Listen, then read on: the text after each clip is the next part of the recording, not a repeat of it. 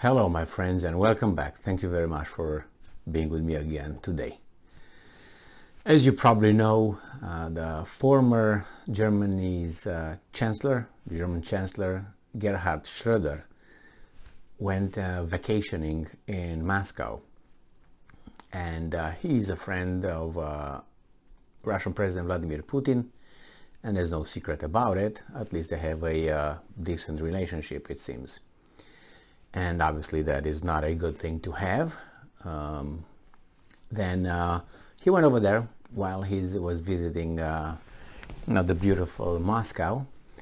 He obviously met with Putin, and after he met with Putin, he made some statements. Schroeder made some statements regarding Russia's willingness to negotiate, open for negotiation on the Ukraine war. And Chancellor Schroeder said that the Russians might be willing to, think of Ukraine as take an example of Switzerland with cantons in different areas, semi-independent, semi-autonomous, and maybe the president of Russia will even agree to get his troops back to the borders prior to February 24th, before the special operation began, or invasion, however you want to call it. Now we have the answer of the Ukrainians, which some individuals, some in the Ukrainian government stated that there's no way you can negotiate with the Russians. Then Zelensky said that how is Russia supposed to negotiate when it still has troops on our territory, and they need to go back to pull back before we can start negotiating. Now we have an article from so they do not want to negotiate under the current circumstances, and let's see this article from Fox News. It says that Zelensky's advisor says Russia must pull troops out of Ukraine before dialogue can take place. Well, that's a requirement here, and I don't think the Russians, I'm 99.9 certain that they will not do that. So therefore, and they know, they being the Ukrainians, they also know that the Russians will not do that. So therefore you try to impose a requirement, a precondition that the Russian will not meet. That means you, from the very beginning, stalled any negotiations. Can they ask for that? Yeah, you can ask for the moon from the sky if you want, but is anybody going to give it to you? No. A Ukrainian official dismissed former German Chancellor Gerhard Schroeder's claims that Putin wants a negotiated solution, saying Wednesday that no dialogue can take place until Russian forces withdraw. And I'm quoting, "If Moscow wants dialogue, it is up to them." Mikhailo Podolyak, an advisor to the President of Ukraine, Zelensky, tweeted on Wednesday, "First, a ceasefire and troops withdrawal, then constructive." That's it, then constructive. Now that reminds me strikingly of the grain corridor. Remember that one? When the grain corridor in Odessa, the Ukrainians said that you have to the Russians said, we do not block the grain passage, the ships. The Ukrainians said, yes, you do. Then the Russians said, well, you got all mines, military mines in the waters of the Black Sea, so we can't, basically do anything about it. But we agreed to a corridor and would stand by and let the ships go. And here is what seems similar. And then they said, the Ukrainians told the Russians, well, if we take the mines out, and then think of Russians, if we withdraw, then the Ukrainians said, if we take the mines out, you will land and will attack us and will take over Odessa, which is possible, probable, and a good scenario. I mean, most probable scenario. Now, I put that in the context of Ukraine now asking the Russians, no, you gotta retreat first. That means you gotta take your mines out of the water. And the Russians will say, yeah, so you can come over and kill our Russian-speaking population and destroy everything? No, thank you. So if Ukraine was so logical in the first situation with the grain, saying, I mean, we're not gonna take our mines out because you're gonna invade, you're gonna land. Why are they so illogical in the second instance when they ask the Russians to take their mines out, which means their troops out, because they will not invade or something?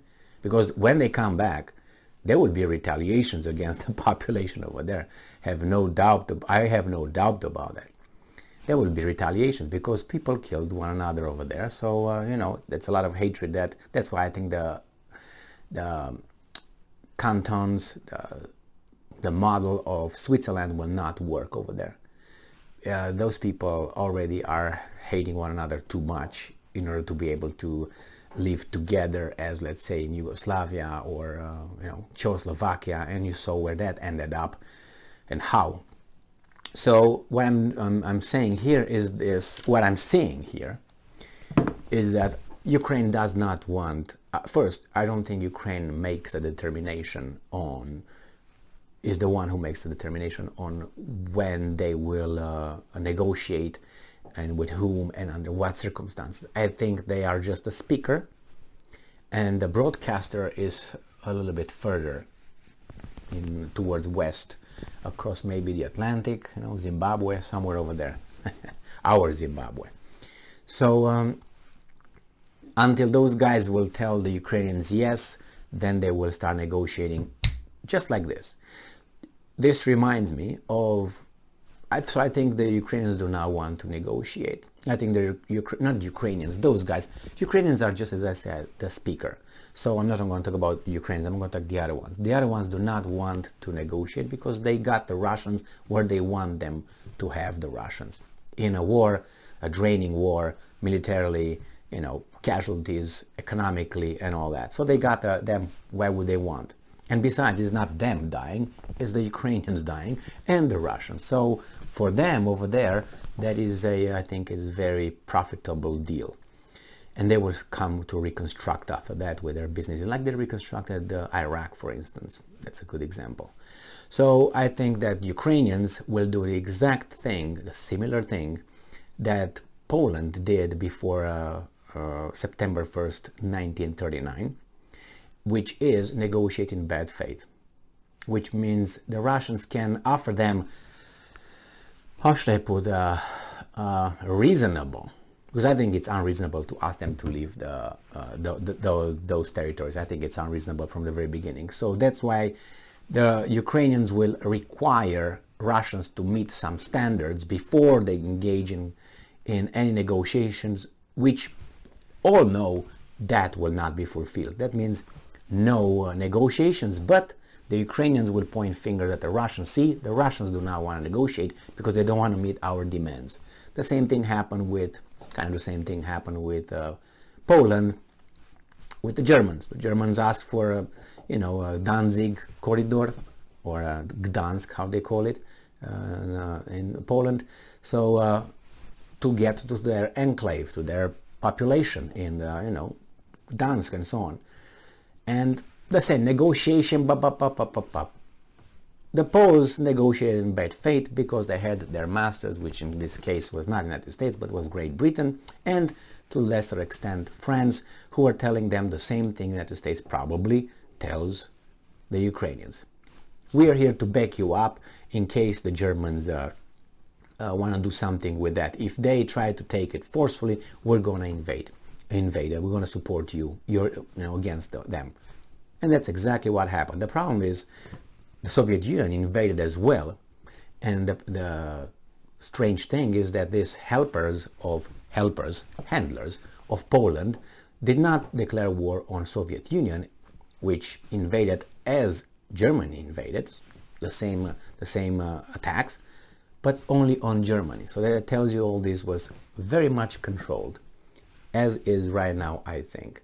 So they will not, until Washington decides it's time to stop, they will stop. Unless the Russians go all the way, if they can, I don't think they want or will, all the way in Ukraine, nothing will happen. It's going to be a proxy war forever.